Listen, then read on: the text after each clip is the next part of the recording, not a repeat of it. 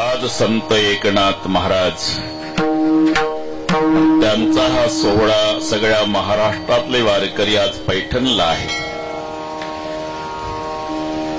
त्यांच्या नावामध्येच एक अनन्यसाधारण अर्थ भरलेला आहे.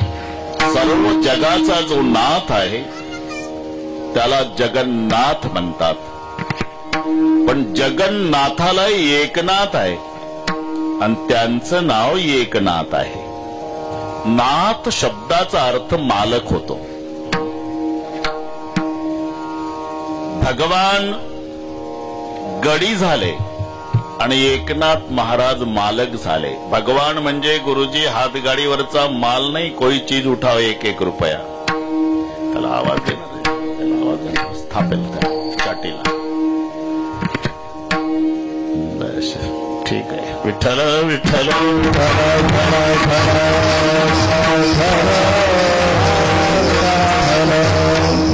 शेष महेश दिनेश गणेश सुरेश जाही निरंतर ध्यावे.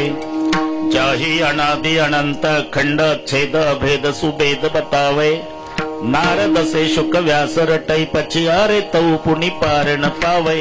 अशा मोठमोठ्याच्या ध्यानाला आकलन न होणारा भगवान असं सांगतात. काही हिमालयाच्या गुहेमध्ये साधू झाडाला टांगून घेतात. त्या टांगून घेतलेल्या साधूला जिवंतपणी कावळे गीद पक्षी लचके तोडून खातात. तरी लचके तोडून खाणाऱ्या कावळ्यांना गीद पक्ष्यांना ते टांगून घेतलेले साधू विनंती करतात, खा बाबा. कागा सबतन खाइयो चुन चुन खाइयो मांस. लचके तोडून तोडून खा. कागा सबतन खाइयो चुन चुन खाइयो मांस. दो नैना चांद दियो पिया मिलन की आस. पण आम्हाला प्रभू दर्शन देत नाही तोपर्यंत आमचे बोबुळे खाऊ नका, बाकी सगळे मांस खा. तरी त्यांनाही जो परमात्मा दर्शन देत नाही त्यांनी एक नाही 36 वर्ष ज्यांच्याकडे काम केलं ते अधिकारी संत एकनाथ महाराज. कावडीने पाणी जाधर चक्र पाणी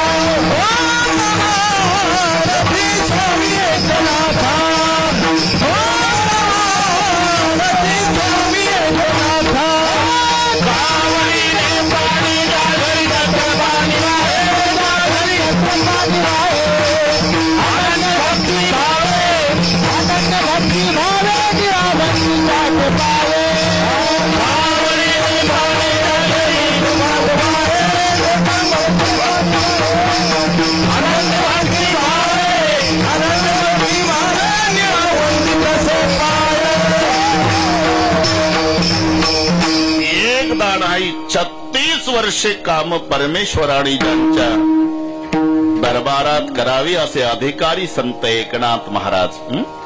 संत एकनाथ महाराजांच्या वेळेला श्यामसुंदर गुरुजी एक संत आंबाजोगाईला होते, दासोपंत. ही समकालीन सांगतो. दासोपंत आंबाजोगाईला, त्याच वेळेला नाथ पैठणला. दासोपंतांचाही अधिकार अनन्यसाधारण होता. त्यांची करमणूक करण्यासाठी स्वतः भगवान सोंगट्या खेळायला अंबाजोगाईला दासोपंताच्या वाड्यात यायचे.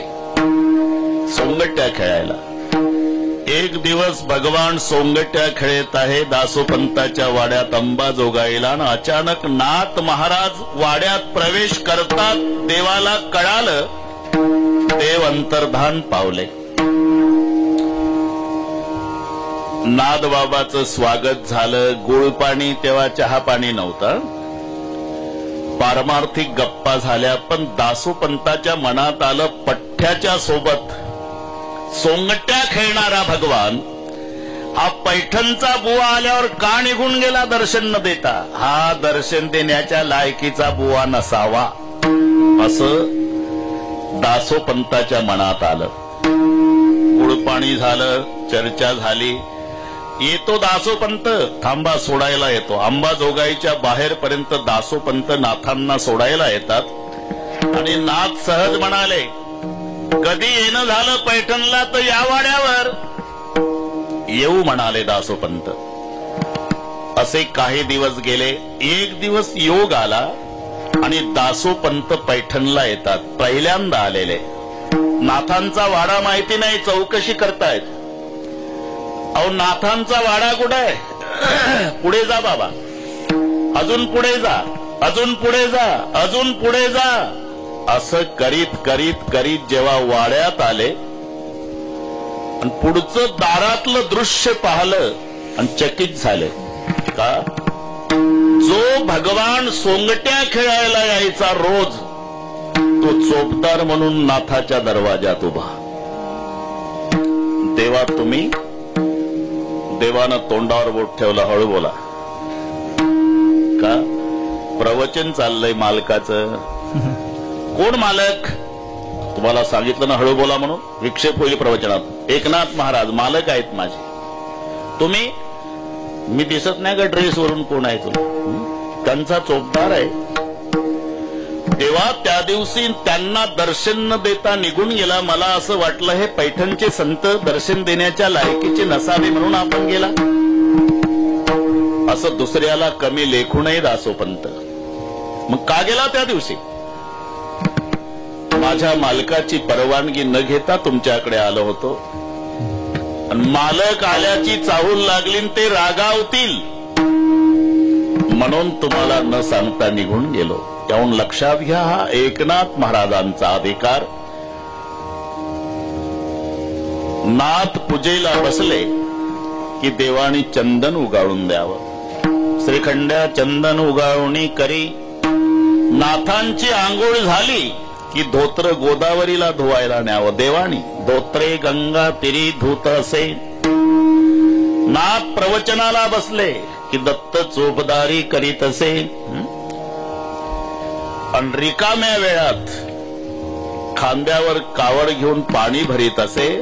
कीर्तनाला टाळ घेऊन द्रौपद धरत असे. ही कामं 36 वर्ष नाथांच्या घरी भगवंतानी केली.